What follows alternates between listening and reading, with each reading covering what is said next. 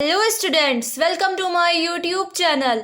यहाँ पे मैं आपको BA first year second semester की हिंदी फर्स्ट पेपर पढ़ा रही हूँ, जिसका मैंने एक वीडियो आपको पहले से ही प्रोवाइड कर दिया है। देखिए, आपकी हिंदी फर्स्ट पेपर जो है ये माइनर और मेजर दोनों के लिए है, क्योंकि जो आपका हिंदी माइनर है भाई, जिन बच्चों का हिंदी माइनर है उनका हिंदी फर्स्ट पेपर है, और जिनका हिंदी मेजर है उनका फर्स्ट पेपर और सेकंड पेपर दोनों ही रहता है ना। किसी भी सब्जेक्ट में आपका जो मेजर सब्जेक्ट होता है उसके दोनों पेपर आपको पढ़ने पड़ते हैं, और जो आपका माइनर सब्जेक्ट होता है उसका आपको एक पेपर पढ़ना पड़ता है। और हिंदी में आपका, अगर आपकी हिंदी माइनर है तो आपका फर्स्ट पेपर आपको पढ़ना है माइनर वाले स्टूडेंट्स को। ठीक है, तो ये मेजर और माइनर दोनों स्टूडेंट्स पढ़ेंगे यहाँ पर हिंदी फर्स्ट पेपर।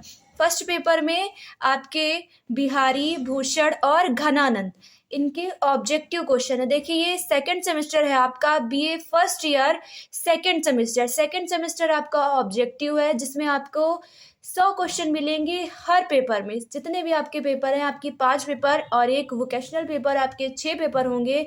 आपके 6 के 6 पेपर में आपको 100 ऑब्जेक्टिव, हर पेपर में 100 ऑब्जेक्टिव क्वेश्चन मिलेंगे, जिसमें आपको 75 ऑब्जेक्टिव क्वेश्चन करने होंगे।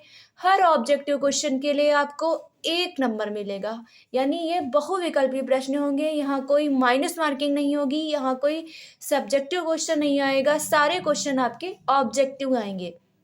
यहाँ पे मैंने आपको बिहारी, कविवर बिहारी के आपको ऑब्जेक्टिव क्वेश्चन प्रोवाइड कर दिए हैं। एक वीडियो आपको प्रोवाइड कर दिया है कविवर बिहारी से रिलेटेड जितने भी इम्पॉर्टेंट क्वेश्चन थे, प्रीवियस ईयर एग्जाम में जो क्वेश्चन आए थे, वो क्वेश्चन मैंने आपको प्रोवाइड कर दिए हैं।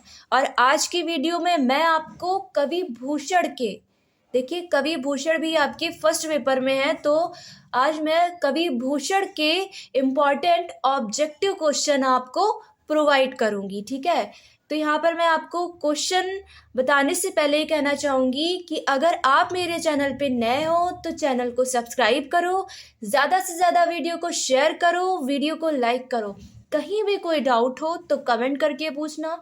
किसी भी सब्जेक्ट में कोई दिक्कत आ रही हो, किसी भी सब्जेक्ट की ऑब्जेक्टिव, सब्जेक्टिव कहीं भी कोई दिक्कत आ रही हो, मुझे कमेंट करके बोलना कि मैम मुझे ऐसी चीज़ चाहिए, मुझे यहाँ दिक्कत आ रही है, मुझे ऐसी नहीं समझ आ रही है, तो मैं आपकी चीज़ें, आपकी प्रॉब्लम्स, आपके डाउट्स ज़रूर क्लियर करूँगी। ठीक है, और इसके साथ ही मुझे बताना कि आपका वोकेशनल टॉपिक क्या है, क्योंकि मैं अपने चैनल पे वोकेशनल टॉपिक के वीडियोस भी डालती हूँ। ऑलरेडी मैंने वीडियोस डाले हुए हैं।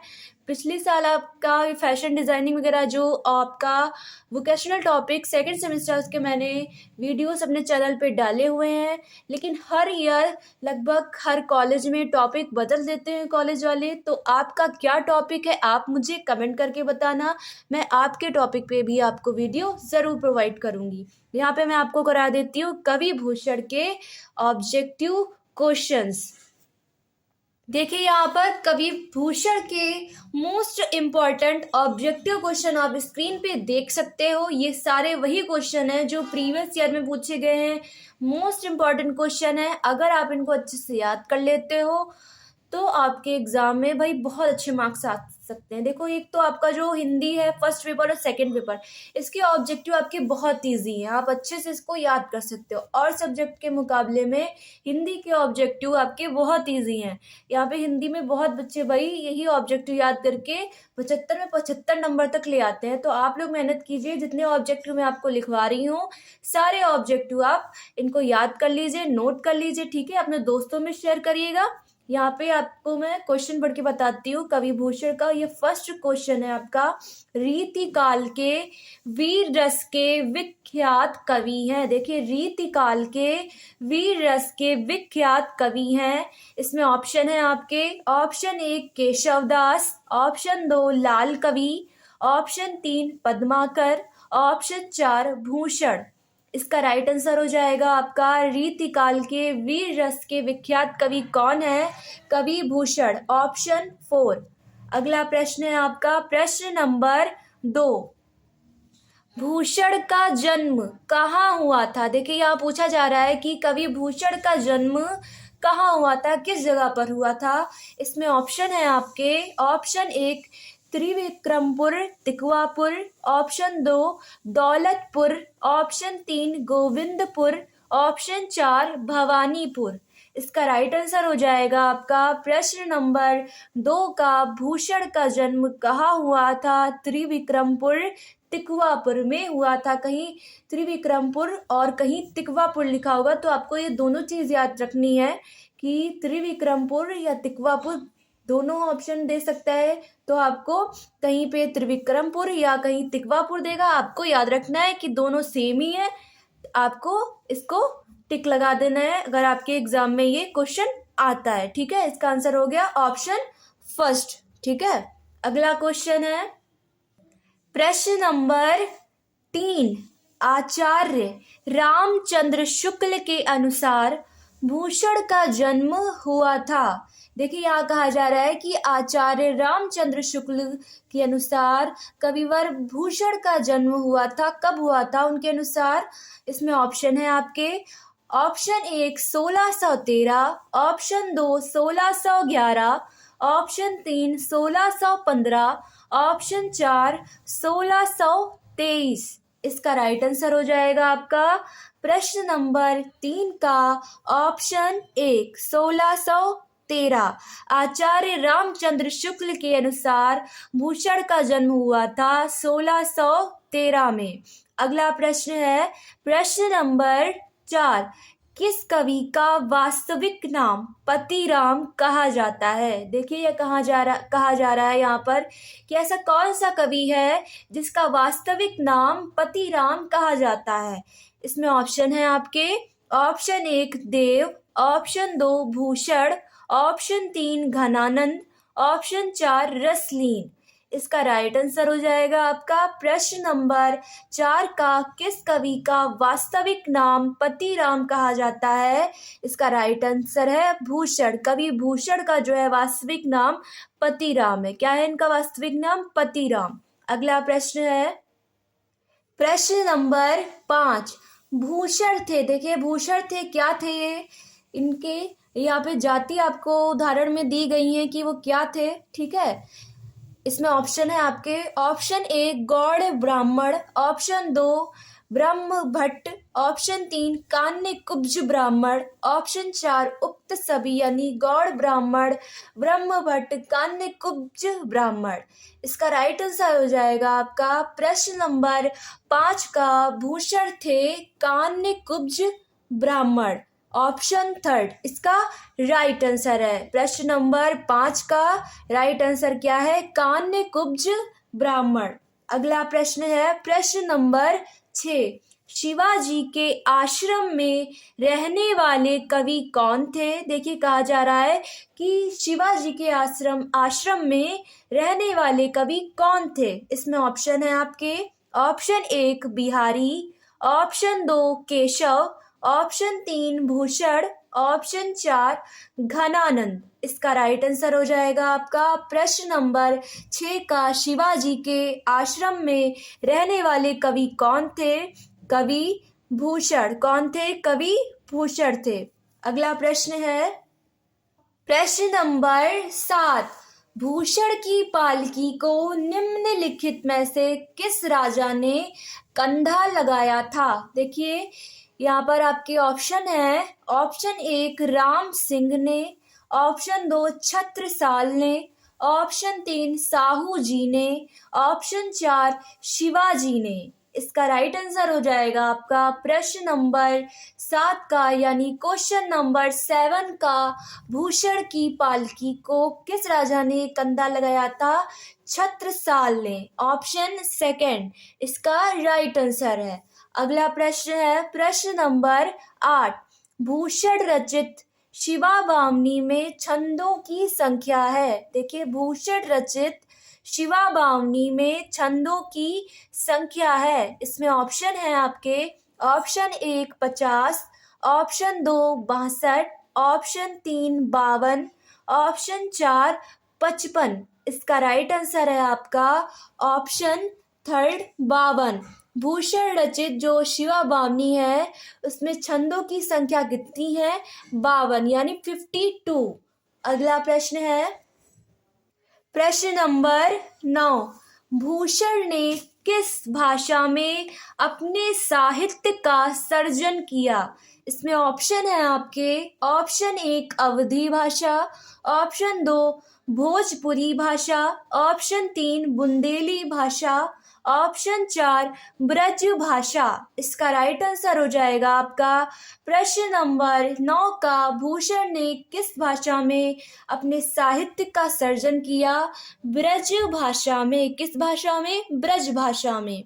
अगला प्रश्न है प्रश्न नंबर 10। शिवराज भूषण में कितने प्रकार के अलंकारों का निरूपण है? इसमें ऑप्शन है आपके ऑप्शन 1 99, ऑप्शन 2 103, ऑप्शन 3 105, ऑप्शन 4 108। इसका राइट आंसर है आपका प्रश्न नंबर 10 का शिवराज भूषण में कितने प्रकार के अलंकारों का निरूपण है? 105, ऑप्शन 3। अगला प्रश्न है प्रश्न नंबर 11।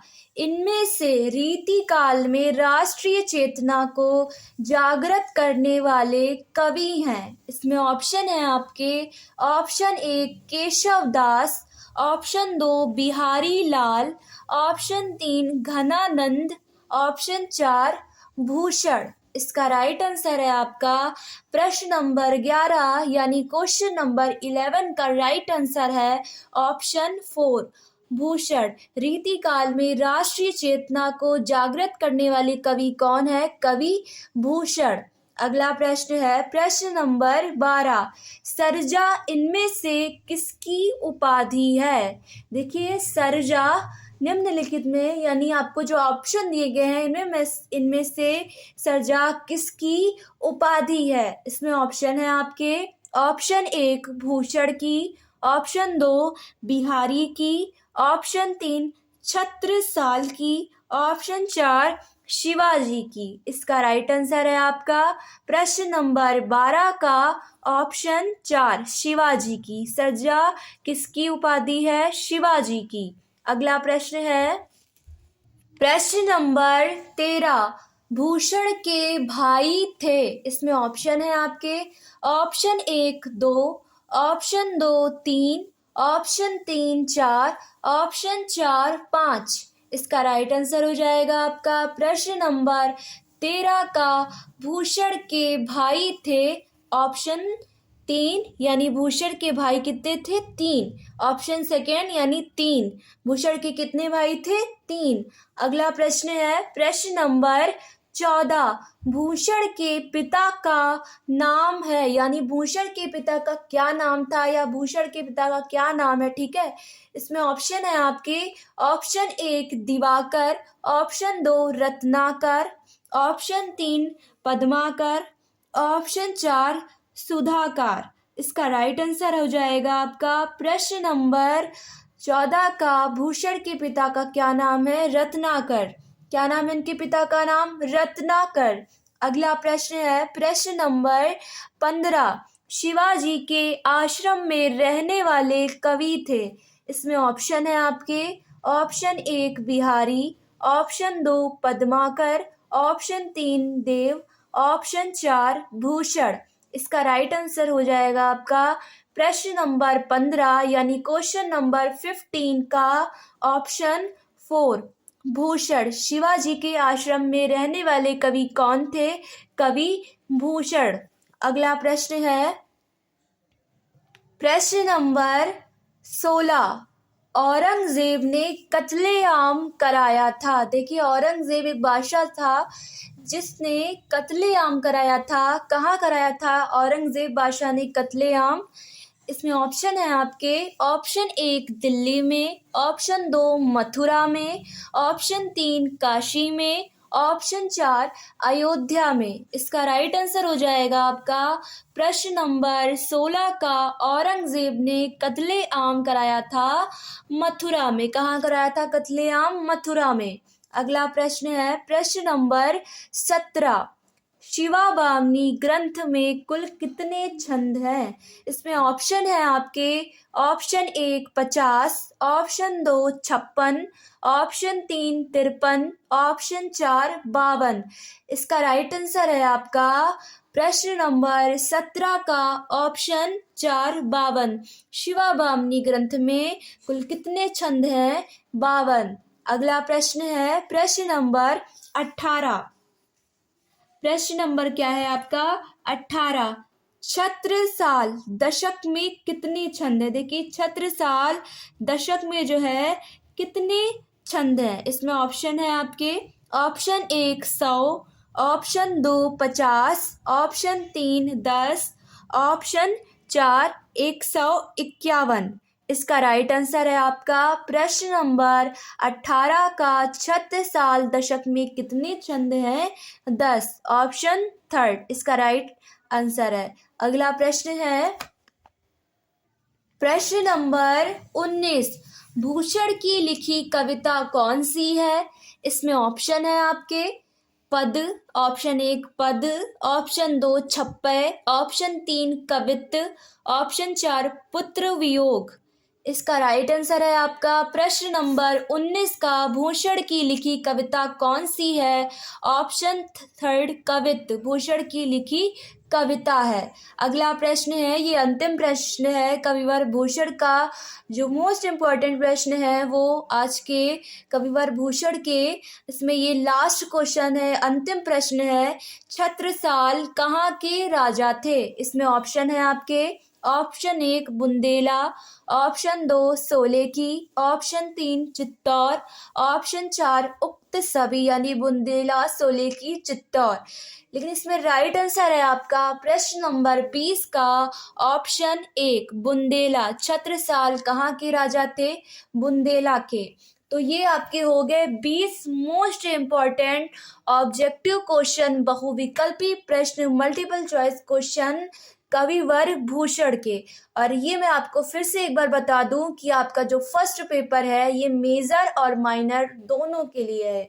आप मेजर के स्टूडेंट हो तब तो आपको पढ़ना ही है, बट अगर आप माइनर के स्टूडेंट हो, आपका हिंदी माइनर है, तो भी आपको हिंदी फर्स्ट पढ़नी है, हिंदी सेकंड आपको नहीं पढ़नी है। अभी तक अगर आपने मेरे चैनल को सब्सक्राइब नहीं किया है तो चैनल को सब्सक्राइब कर दो, ज़्यादा से ज़्यादा वीडियो को शेयर करो, वीडियो को लाइक करो। कहीं भी कोई दिक्कत हो, कोई भी डाउट हो, मुझे कमेंट करके पूछ लेना। आपका वोकेशनल टॉपिक क्या है ये भी मुझे बताना। मैं बार बार आपसे ये बात कह रही हूँ ताकि आपको भी भाई कोई दिक्कत ना हो, आप मुझसे पूछ लो, ठीक है? तो आपसे मैं नेक्स्ट वीडियो में मिलूंगी कविवर घनानंद के मोस्ट इम्पॉर्टेंट क्वेश्चंस के साथ। लेकिन तब तक के लिए गुड बाय।